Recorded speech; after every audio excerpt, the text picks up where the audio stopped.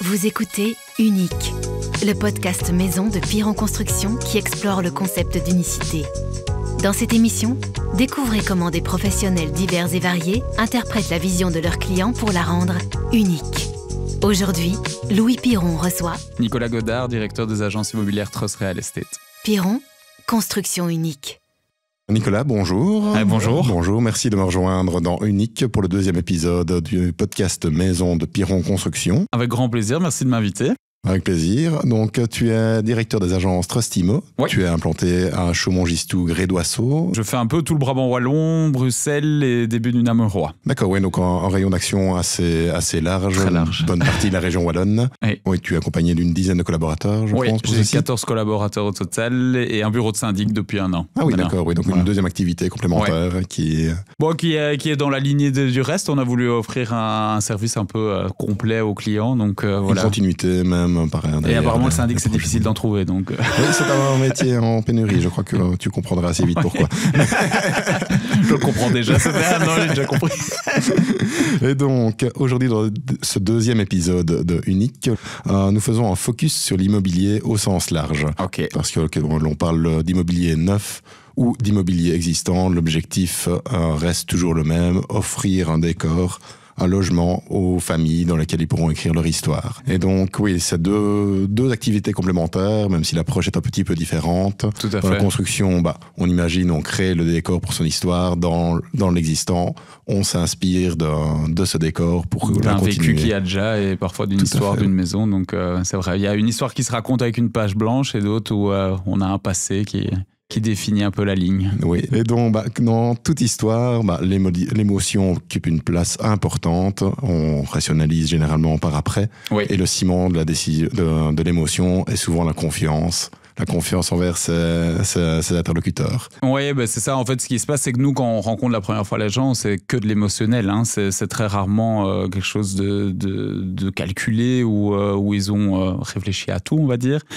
Mais donc voilà, niveau émotionnel, c'est vrai que nous, on remarque que les gens y apportent de plus en plus d'importance, c'est-à-dire que l'histoire d'une maison, quand ils l'achètent, quand ils la rénovent, mais aussi sur leur projet de vie, hein, parce que c'est un petit peu à voir, mais souvent, les gens, quand ils font construire, en tout cas, moi, c'est ce que je remarque, c'est souvent pour y finir leur jour. En tout cas, aller jusqu'à la retraite. Et oui, ça devient très courant. Oui, c'est souvent des personnes qui investissent, qui sont peut-être proche de la cinquantaine, Ouais. et qui commencent à réfléchir à leur vieux jour, simplement. Ouais, ça, quoi. nous aussi, on a. Et se dire, pouvoir continuer à habiter dans la maison facilement, sans trop de soucis. Ouais, je sais pas si tu as ça aussi, mais beaucoup de maisons kangourous. On a aussi beaucoup de demandes d'avoir des maisons où on peut accueillir, par exemple, une personne âgée de la famille. On a souvent un peu la réflexion aussi de pouvoir isoler une partie du logement. On reste souvent en général dans une construction d'une maison unifamiliale, mais avec la possibilité alors de diviser peut-être une petite aile ou un pan de la maison pour que un des parents, si jamais il perd son autonomie, puisse emménager facilement. Quoi. Ça, on a énormément de demandes. Nous, par exemple, dans les immobilières, c'est vraiment d'avoir que ce soit un garage qui pourrait être transformé avec permis, évidemment, en logement pour leurs parents. Ça, c'est vraiment quelque chose qu'on a de plus en plus aussi. Oui, c'est un peu des changements qui témoignent d'un changement de société. On voit bien que la vie change, on ne vit plus comme il y a 15-20 ans. Le Covid a bien changé aussi les choses. Oui. Je trouve les gens sont restés longtemps dans leur habitat, donc font de plus en plus attention à la rénovation, des matériaux aussi. Je ne sais pas si toi, dans la construction, moi, avant, il y a 10 ans, les gens étaient beaucoup moins regardants sur les matériaux, ils regardaient plus le prix, tandis que maintenant, moi, je trouve, depuis le Covid, les gens ont une attention plus particulière. Oui. Tout à fait, à leur ils se finition. posent plus de questions sur la nature aussi, même des matériaux, parfois simplement le côté biosourcé ou même écologique, tout simplement. Nous, on travaille beaucoup, comme tu le sais, hein, nous, l'avenir, ça va être l'isolation, le rendu, que ce soit thermique, acoustique, dépenses d'énergie des bâtiments, que ce soit parce qu'avant la rénovation, par exemple, nous, on n'avait pas ce genre de discussion du tout, on n'en parlait même pas. Enfin, il y a 10-15 ans, je veux dire, c'était très très rare qu'un client, en tout cas, un architecte bien sûr, oui, mais qu'un client vienne chez nous avec des idées au niveau énergie.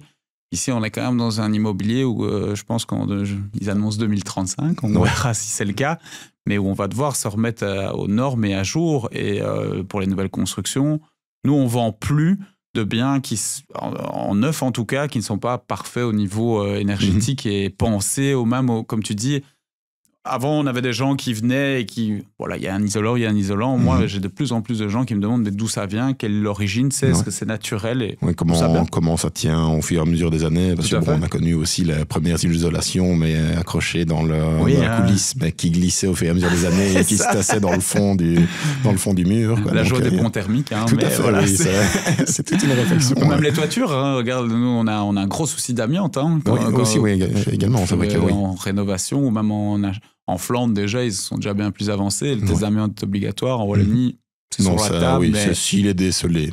Mais voilà, mais c'est vraiment une approche, je trouve, qu'on va avoir sur l'immobilier, et tant mieux, que ce soit on le voit déjà dans l'automobile, mais dans l'immobilier, on était un petit peu en retard là-dessus. Oui, mais c'est un cycle très très lent dans l'immobilier, donc c'est souvent des détentions à long terme, des projets à long terme. Mais je pense que ça va faire aussi le ménage dans les constructeurs, c'est-à-dire qu'il y a des constructeurs, comme vous par exemple, qui sont à la recherche d'isolants et je dirais, d'aller plus loin.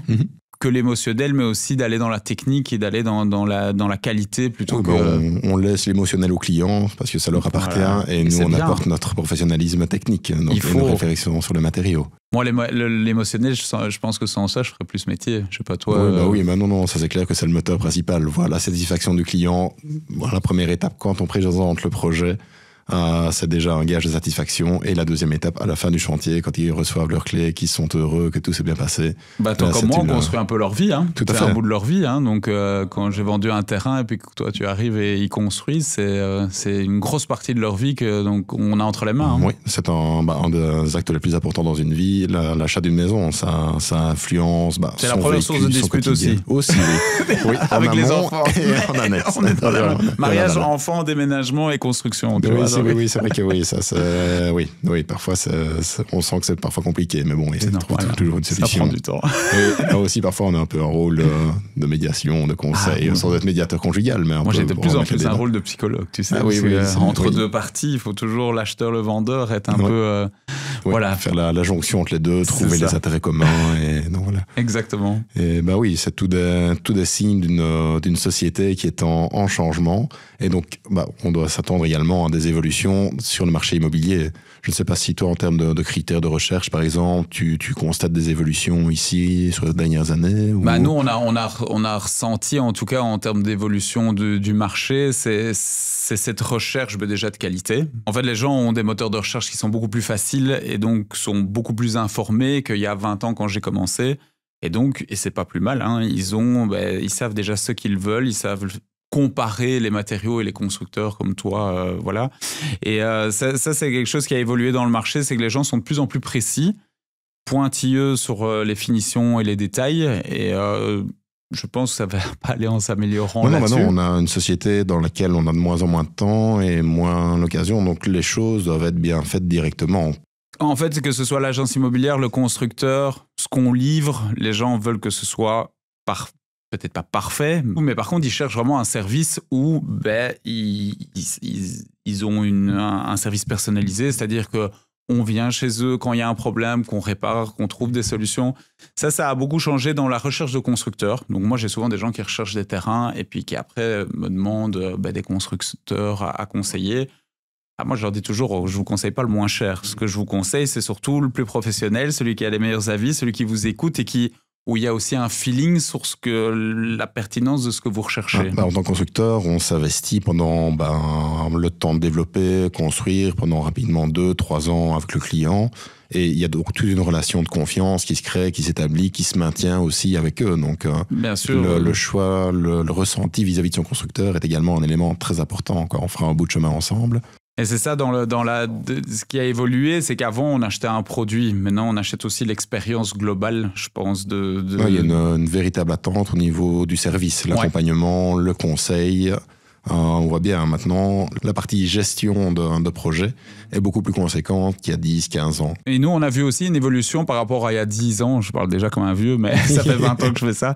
Mais c'est vrai qu'on remarque que les gens aiment aussi de plus en plus le contemporain. Donc, on est vraiment très marqué, je trouve. Soit c'est du très traditionnel en construction, soit c'est du très contemporain. Mais vraiment, il y a plus cet entre-deux, nous, en termes de recherche. C'est vraiment soit un côté, soit l'autre. Je ne sais pas si toi, dans tes demandes et tes constructions, c'est ça aussi. Nous, nos projets sont uniques, donc élaborés avec le client. Okay. Donc, on a une diversité de projets. C'est vrai qu'on a des tendances. Oui, on peut faire des maisons très contemporaines ou justement des recherches de petites fermettes là, encore qui se font toujours. Allez, les critères de recherche qui sont le plus essentiels pour nous, c'est quand même, bon, évidemment, la taille, les chambres, mais c'est surtout la situation. Là, évidemment, on remarque que les gens sont de plus en plus difficiles sur la situation du bien par rapport à leur travail, mais aussi par rapport au calme. Et alors, comme on a dit, c'est au niveau énergétique, voire avoir un dossier de présentation, ou même s'il y a des choses à faire, ils veulent savoir ce qu'ils achètent pour aller voir où ils vont dans leur budget de réno. Oui, avoir une idée. Et oui, l'aspect énergétique, je suppose, depuis 2-3 ans aussi, devient encore plus important quoi, depuis la crise, la guerre en Ukraine. Nous, depuis 1 an, je dirais vraiment, alors déjà avant, hein, mais depuis 1 an, c'est le centre du débat. Ah oui. C'est vraiment le centre. Moi, je vois quand on a un PEB qui est mauvais, il y a 2 ans, il y en avait qui étaient déjà à la pointe là-dessus, entre guillemets, mais maintenant, quand on a un mauvais PEB... Ouais, ça n'attire même plus alors. C'est très compliqué. Oui. Mais déjà, les banques, comme tu le sais, sont pas friands de ça. Les taux sont moins bons. Donc, ils donnent même des primes, je dirais, sur le taux si on augmente, enfin, si on améliore son PEB. Et ici, on le voit en catégorie G, c'est le genre de WEF, ou voilà, c'est le genre de biens qui restent un peu plus sur le marché et qui ont tendance à avoir plus de négociations parce que les gens se disent « Ok, je dois remettre beaucoup plus d'argent pour le mettre à jour. » Oui, je suppose qu'on commence à voir une vraie décote qui se marque sur ces biens-là. Ça commence. C'est pas encore à 100% acté, mais il y a encore des irréductibles comme moi. Mais voilà, parce que j'ai fait une grosse rénovation. Mais c'est vrai qu'on le voit sur le marché que les biens qui ont un excellent PEB, part plus vite. Très vite alors, ouais. Alors que les autres, oui, c'est à mon avis peut-être une question d'ajustement aussi à venir, d'un prix qui va peut-être diminuer sur les biens compte tenu des travaux qu'il y a à refaire pour retrouver une performance. Tout à fait, et puis au niveau même au marché investissement, tu vois, les locations, ils sont un peu fait marche arrière là-dessus, mais je pense que dans l'avenir, les biens qui n'auront plus un bon PEB pourront plus appliquer les loyers. D'ailleurs, quand on va sur le site pour Bruxelles, on a des loyers, je dirais, définis par plusieurs critères et le PEB en fait partie. Donc, c'est important de bien regarder à ça. La performance énergétique qui influence alors toute la rentabilité et ainsi, d'une certaine manière aussi, alors, à rénover le bâtiment. C'est comme toi, dans tes constructions, je suppose qu'on te demande toujours des panneaux solaires. Oui, on le prévoit d'office, oui. Voilà, ça, il y a 5 ans. On commence aussi à prévoir des batteries tout doucement parce que voilà quoi, que les modifications énergétiques et les tarifs dynamiques, dans les prochaines années, c'est un élément qui va devenir essentiel. Et qu'est-ce que tu penses, toi, par exemple, des rénovations, parce que tu fais de la rénovation? Tu penses que ce sera possible de rénover un bien, techniquement parlant, par exemple avec des pompes à chaleur, avec des choses comme ça, avec des structures et des architectures qui ne le permettent pas parfois? Ça dépendra, c'est un peu au cas par cas. Là, c'est un peu la question de la rénovation énergétique. Je trouve qu'il y a souvent un peu un préjugé qui est que on peut un peu faire une rénovation énergétique à tiroir, donc remettre un peu d'isolant, par exemple en toiture, puis quelques années plus tard, un peu remettre un autre élément, changer une chaudière pour avoir un élément plus performant ou autre. Mais je trouve que c'est un peu une approche qui n'est pas tout à fait cohérente. Une vraie rénovation énergétique implique tout le bien et donc doit s'envisager d'une manière globale. Quoi. Ça, et puis même au niveau budget, les gens n'ont pas toujours le budget de rénover tout. Non.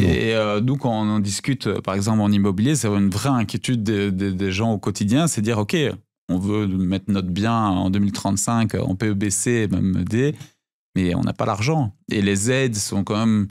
Elles ont été déjà réduites de manière très brusque. Voilà. Et puis non, elles ne compensent pas tous les travaux. Ça reste une aide. Quoi. Donc, et oui, il faut que... je ne sais pas ce que tu penses là-dessus. Moi, j'aime bien aussi un peu paru dans le brancard parce que ça ne sert à rien, mais il faut quand même en parler. C'est que les aides vont devoir exister pour que vous, constructeurs qui font la rénovation, puissiez arriver aux objectifs de ce que veut le gouvernement. Moi, je trouve que c'est vraiment une chose où on en discute beaucoup, nous, à l'IPI et aux formations, etc. Ou par exemple, dans le syndic, on a des immeubles, appartements où c'est des grosses chaudières de mazout. On fait comment? On va demander aux gens de débourser 30 000 euros chacun pour tout changer. Non, ça c'est clair. Quoi. Et puis il y a plus toute la question de la performance générale du bâtiment. Les immeubles à appartements, surtout les plus conséquents, ont généralement 30, 40, 50 ans, ont été construits sans aucune réflexion énergétique. Oui. Et maintenant sont Et puis quand vous isolez, il faut aérer. Oui, également, oui. Donc voilà, c'est toutes des choses. Mais ça, c'est une vraie inquiétude, par exemple, de mes clients, moi, qu'il n'y avait pas du tout avant. Je pense que c'est un peu lié à la formation, la prise de conscience du caractère holistique de la rénovation énergétique. Pardon. Ouais. Il y a tous les éléments du bâtiment qui sont influencés et donc au final, il faut les réfléchir de manière globale, mais ça a un impact assez conséquent sur le budget, ça c'est clair et net. Et c'est pour ça que moi je conseille aussi à mes clients de passer par des entreprises générales. C'est pas pour faire de la pub chez toi ou quoi que ce soit, c'est juste que je pense qu'avoir une entreprise générale qui a tous ces secteurs-là en main, parce qu'en fait tout est lié, c'est ce que je leur explique toujours, vous changez vos châssis, vous faites une isolation, vous changez votre chaudière, mais quid de l'aération, quid de plein de choses, d'entre les planchers, parfois on pense pas. Hein. Non, ça on casse le plancher, on se dit ok, on rénove, et ça c'est des choses où je trouve une entreprise générale, je pense qu'on va en tout cas vers la simplification, donc plus trop de corps de métiers séparés, mais pour des grosses rénovations et des constructions, je parle, attention, je pense qu'on va vers quelque chose où on peut être encadré par un service professionnel qui gère tout. Oui, c'est un peu le service d'ailleurs qu'on développe. Pour notre activité de rénovation, on développe un peu une approche d'entreprise générale de rénovation. Donc ça veut dire qu'on analyse le projet avec le client et alors on l'accompagne dans la réalisation, on coordonne tous les corps de métier, on apporte notre expertise en matière de conseil énergétique et on monte le cahier des charges avec le client, en tenant compte du budget également, bien sûr. Tout sur base de ça, bien sûr, oui, on peut tout faire, mais les moyens sont pas illimités. Donc, non, mais c'est vrai que moi j'ai mes clients qui me disent mais vous vous rendez pas compte, rénover ça coûte cher, c'est vrai, ils ont raison, honnêtement, mais mal acheté ou mal rénové aussi ça coûte cher. Ah ça oui, ça c'est aussi la question, l'investissement initial et les dépenses sur les années qui suivent. Ouais, donc, nous on le voit de plus en plus, les constructeurs ou ceux qui font les entreprises entre guillemets générales qui ne sont pas spécialisées dans tous les secteurs. Après, voilà, moi j'ai des chauffagistes qui sont spécialisés en chauffage, ils sont exceptionnels au niveau juste chauffage et on prend un électricien, mais c'est bien d'avoir un maître d'ouvrage ou quelqu'un qui suit le chantier pour... c'est une vision globale, Ouais. Et les techniques évoluent, les techniques se complexifient aussi, donc il faut avoir des connaissances approfondies dans tous les domaines pour pouvoir harmoniser tous ces éléments-là et faire un tout cohérent et performant. C'est pour ça que ça sert à un entrepreneur général et à même un agent immobilier. Tout à fait. Tu vois, qui est formé un peu. L'agent immobilier a également déjà un rôle de conseil au moment de la vente du bâtiment. Il peut déjà dire, non, attendez, votre projet, ça ne tiendra pas la route. Et... Nous, c'est parfois, on a ça, on visite des biens et on a des gens qui nous disent, voilà, on a 100 000 euros de budget, on va tout rénover. Et je leur dis, mais vous êtes loin, très loin parfois de la réalité. Je préfère pas que vous vous engagez dans quelque chose où après vous allez me rappeler et pas être content. Oui, non, il faut faire rêver les gens avant, mais il faut aussi leur mettre les limites, les faire garder les pieds sur terre. Bien sûr. Ouais, c'est important. Hein. On a un peu parlé aussi de l'évolution du cadre de vie. Donc, tu as parlé que oui, les critères, il y a aussi le calme et la proximité du travail. Avant, beaucoup de gens vivaient très peu chez eux, beaucoup à l'extérieur, aimaient bien avoir des lieux de vie à proximité, des cafés, des restaurants. Exactement. Et puis, ils se sont rendus compte pendant le Covid que sans ça, en fait... on se sent un peu coincé entre ces quatre murs. Donc, nous, on a énormément de Bruxellois qui sont venus dans le Brabant wallon et on les accueille avec plaisir. Mais c'est vrai que même au niveau du marché de Bruxelles, par exemple, les extérieurs, à part si on a des budgets vraiment illimités, mais les extérieurs sont devenus importants, c'est-à-dire que des gens qui laissent un petit peu leur terrasse à l'abandon ou quoi que ce soit, maintenant recherchent vraiment un petit extérieur, pas toujours très grand, mais qui puisse aménager pour avoir qui puisse aménager pour avoir une zone de détente quand même chez eux. Et ça a fort changé. Et tu constates peut-être une diminution alors des espaces extérieurs, mais une augmentation de leur qualité. Les gens ont moins de temps pour entretenir un grand jardin, ils préfèrent un petit, mais pouvoir vraiment l'aménager comme ils le souhaitent. On a les deux. On a les gens qui ont été, je pense, privés d'extérieur et qui veulent maintenant un grand jardin, venir en campagne, etc. Et puis on a ceux aussi... mais c'est vrai qu'avant, il y a des gens, ils ne prêtaient pas du tout attention à la localisation. Pourtant, tu le sais, l'immobilier... c'est la localisation, la localisation et la localisation. Donc, c'est le point le plus important. Non, c'est clair, il faut allier tous les pans d'une vie, en fait. Le travail, les déplacements, l'école des enfants, la proximité avec ses proches, ses amis... Ça, c'est l'aspect de vie, mais je ne sais pas si toi, tu as ça, par exemple, quand ils viennent. Il y a aussi, maintenant, les gens ont de plus en plus la réflexion investissement. C'est-à-dire, on achète, par exemple, je donne un exemple, Genneval, Rixensart, Wavre, Bruxelles. on achète là parce que dans 10 ans, on pense déjà à acheter notre future maison qui sera plus grande, etc. Et on veut avoir un lieu ou un bien qui soit commercialement parfait et qui pourra prendre de la valeur. Ça, avant, nous, ça n'existait pas. C'est-à-dire les gens, c'était leur projet, ils vivaient dedans et ils allaient mourir dedans. Et voilà. Quoi, oui, c'était la maison de ma vie que je fais pour rester jusqu'à la fin. Mais je pense que c'est un peu en phase aussi avec l'évolution de la société et le raccourcissement des durées de détention. On détient de moins en moins longtemps les choses. C'est bien pour nous, c'est dommage parce que oui, parfois on n'a pas besoin, hein, c'est un peu la surconsommation qui fait que, on va pas s'en plaindre nous là-dessus, mais c'est vrai que c'est une réflexion que moi j'avais pas du tout avant et que même j'ai encore du mal parfois en visite à visualiser, c'est-à-dire que dernièrement j'ai un jeune garçon qui a même pas mon âge, qui a 32 ans je pense, qui achète une belle maison à Genneval et qui me dit moi, je viens te voir, j'achète ça maintenant à ce prix-là. Tu penses que ça vaudra combien dans 5 ans? Je dis, écoute, ça dépend du marché, on verra bien. Et j'ai dit, mais pourquoi tu me poses cette question? Parce que dans 5 ans, je veux être sur le lac de Genneval. Ah oui. Et donc, en fait, il pense déjà à acheter pour revendre plus cher, pour pouvoir s'acheter une maison plus... Et c'est pas mal, hein. Je veux dire, c'est une réflexion qui est pas négative, mais c'est étonnant. Oui, c'est d'ailleurs une dynamique qui est un peu connue au Royaume-Uni avec le property ladder, comme on appelle ça. Donc on achète un premier bien et grâce au premier bien, l'augmentation des coûts, on peut déjà racheter une propriété plus grande après quelques années, etc. Maintenant, je ne sais pas si ça s'applique en Belgique. Alors ça commence à venir, c'est-à-dire qu'il y a des gens qui achètent, qui remboursent, puis qui font réévaluer leur bien qui vaut plus, et donc ça revient en garantie pour un autre bien. Et ça se fait de plus en plus. Il y en a qui connaissent pas encore la technique, hein.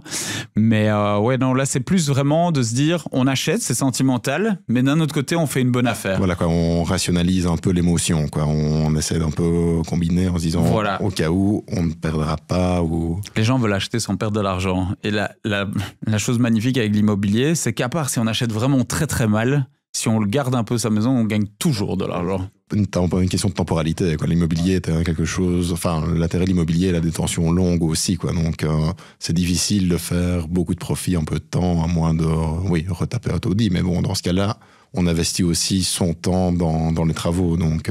Et puis comme dans tout, hein, je pense que... Mais surtout l'immobilier... Le fait de garder, de rembourser, la valeur augmente. En fait, l'immobilier, honnêtement, à part en 2008, où moi j'ai connu un peu les années difficiles au tout début, c'est que l'immobilier n'a jamais diminué. Non, on a toujours suivi l'inflation, plus ou moins. Et... Donc voilà, parfois ça a fort monté, parfois ça a redescendu un peu, mais c'était toujours en croissance constante. Ouais. Donc, c'est une faible croissance, et donc du coup, mais toujours présente. Donc, moi, parfois, tu vois, il y a des clients, je ne sais pas pas si toi tu as ça, mais moi, il y a des clients qui me disent, je l'ai acheté, on va donner un exemple, 500 000, et aujourd'hui, je la revends que 600 000. Je dis oui, mais vous avez vécu 10 ans dedans, gratuitement. Donc, l'emprunt amorti est une fausse dépense, on va dire, mensuelle. Elle se retrouve dans le capital de la maison. Donc au final, ils auront fait une plus-value, parce que 10 ans, un loyer, ce que je dis, si vous payez un loyer pendant 10 ans, là, vous avez gagné de l'argent, entre guillemets. Et donc c'est pour ça, l'immobilier, je pense, et c'est ça aussi que les gens... veulent avoir quelque chose de plus qualitatif, c'est parce qu'ils pensent déjà aussi à la revente. Oui, l'investissement, pas uniquement initial, mais les investissements à venir et réduire ces investissements à venir sur les années d'occupation. Tout à fait, parce que quand tu as une maison qui est ultra énergivore, ça te coûte beaucoup d'argent tous les mois. Et puis, quand on voit, nous, on a des maisons des années 80, 90, même 90, qui arrivent chez nous, et quand on voit ce qu'ils consomment, mais il n'y a rien à faire, ça joue sur leur prix de vente. Donc c'est vrai que c'est une démarche où le consommateur est quand même vraiment beaucoup plus informé et c'est chouette. Oui. Donc, donc nous sommes dans Unique, le podcast de Piron Construction. Et donc le but est également de parler d'unicité, quoi. Chaque bien a son histoire, mais aussi son look, son architecture, qui vient de beaucoup d'éléments. Le choix des matériaux, son architecture, le vécu du client. Et donc, toi, dans ton approche immobilière, tu racontes une histoire tu vends l'histoire d'un bien. Et donc, je suppose que oui, chaque bien est un peu unique, ou a des éléments qui mettent en avant une unicité ou...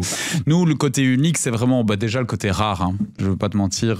C'est vrai que quand on parle d'un appartement, par exemple, comme j'ai été voir hier, plein centre de Bruxelles, sur la petite place de Jacques Brel, comme je l'appelle, tu rentres dans une ancienne banque, assurance, où tu montes au 4e étage, tu as une porte blindée, tu as un immeuble appartement tout neuf, avec 4 mètres de hauteur sous plafond. Quand tu arrives, tu dis, OK, j'en verrai pas 2 comme ça par an. C'est ça qui nous rend... C'est pas tellement le prix, hein, parce que parfois on a une petite maison, un petit chalet qui est à vendre pas très cher. L'unique n'est pas lié à la dimension, n'est pas lié qu'aux dépenses qui ont été faites. C'est simplement, c'est toujours influencé aussi par la personnalité des personnes qui l'ont construite, quoi. Donc, nous, c'est un peu notre credo. On fait un bien qui ressemble à leur propriétaire. En fait, les histoires sont tellement différentes. Tu sais, moi, j'ai parfois des gens qui achètent un bien à 200 000 et d'autres à 1 million. Et en fait, ils ont chacun une histoire et qui parfois me touche, parfois moins. Mais c'est ça qui rend unique aussi l'expérience, c'est d'avoir un côté... Voilà, toi, tu as décidé d'avoir des châssis roses. Explique-moi pourquoi tu as des châssis roses. Oui, ça humanise le bien également. Ça le personnalise. Et puis, voilà, ça raconte son histoire. C'est ce qui me fait vibrer dans mon métier, à moi. Oui, vraiment, le côté histoire, historique, et le passé du bien que tu toi, quand tu as une famille qui vient et tu te dis, je construis une maison et dans 30 ans, j'aurai leur histoire à raconter quand je leur vendrai ou je construirai pour les enfants, c'est génial. Ça, c'est aussi un gage de confiance, quoi. Ça veut dire que la confiance que tu as générée avec les parents, est maintenue et c'est vraiment, voilà, je me dis, allez, c'est 2 lignées, quoi, qui se souviendront, en tout cas, un petit peu de moi, hein, c'est pas, mais un petit peu où je leur ai... Et comme toi, je pense que les constructeurs et les agents immobiliers, et je pense que ça va être de plus en plus tous les secteurs comme ça, ceux qui réussissent, ce sont ceux qui, humainement, apporteront aussi quelque chose en plus que leur profession. Derrière tout l'aspect factuel, il y a à nouveau toute la relation et l'influence que l'on a sur la vie de nos clients, quoi. Donc, nous, on a quelque chose qui se fait de plus en plus, c'est-à-dire que quand les gens font une offre d'achat pour une maison ou quoi, ils font une petite lettre de motivation. Et nous, on a remarqué que l'histoire de la maison, ça compte, mais c'est surtout le prix, la situation, les matériaux, etc. Mais de l'autre côté, par contre, quand ils achètent quelque chose, ils donnent leur histoire avec leur enfant. Ils viennent d'avoir un petit enfant, ils cherchent depuis longtemps. Le papa a eu peut-être un petit souci et ils cherchent pour avoir une chambre au rez-de-chaussée. Nous, on a remarqué que même dans le prix des vendeurs, ça changeait. C'est-à-dire qu'ils pouvaient s'adapter, faire parfois une petite réduction et être plus touchés. Et vous, je ne sais pas si vous aussi, vous avez ce côté un peu... storytelling, tu vois, un peu histoire touchante dans vos constructions. Nous aussi, tout à fait. Donc, les clients viennent trouver pour faire une construction qui est sur base de leur vie, de leur famille. Donc, ils partagent énormément de choses avec nous, quoi. Donc, leur histoire privée, tout ça aussi. Leur histoire privée, la composition, leur hobby aussi. Donc, on s'investit à côté d'eux. Quand on humanise réellement la relation, on va passer 2-3 ans à leur côté, quoi. Donc il y a plusieurs personnes qui interviennent, mais voilà, quoi. On génère une relation avec nos clients, quoi. Et donc, ça, tu trouves que ça a plus évolué qu'il y a quelques années où les gens venaient plus construire, prix, etc. Je pense que oui, ça c'est un peu... Je ne sais pas si j'ai le recul suffisant, mais je trouve que oui, au cours des dernières années, on a vraiment senti que les clients développent leur confiance dans leur constructeur et donc partagent des choses avec... quand la confiance est établie, partagent des choses avec nous, quoi. Moi, je trouve ça a vraiment changé aussi chez nous aussi. C'est-à-dire qu'on reçoit souvent aussi des petits cadeaux parce qu'ils ont été... C'est pas heureux d'avoir acheté la maison aussi, évidemment, mais c'est le côté... Voilà, merci d'avoir été là, en fait. Merci pour le conseil, merci pour l'investissement. Et ce que les gens me disent, c'est que c'est de plus en plus rare, en fait. Et donc, quand ils tombent sur des gens comme toi ou comme tes collaborateurs ou nos agences, c'est le côté où ils se disent, mais en fait, c'est pas devenu la normalité. Et c'est vrai qu'on rencontre des gens comme vous qui humanisent le projet financier, c'est ça, et qui ne pensent pas que au financier, ça a beaucoup d'impact sur eux. Nicolas, merci beaucoup pour ces échanges chaleureux, cette belle discussion. C'est gai de rencontrer une entreprise qui a des chouettes valeurs comme vous, donc avec plaisir. Et quant à vous qui nous avez écoutés, je vous donne déjà rendez-vous pour le prochain épisode sur Spotify et Apple Podcast. À bientôt. Découvrez notre univers unique sur pironconstruction.be. Piron, construction unique.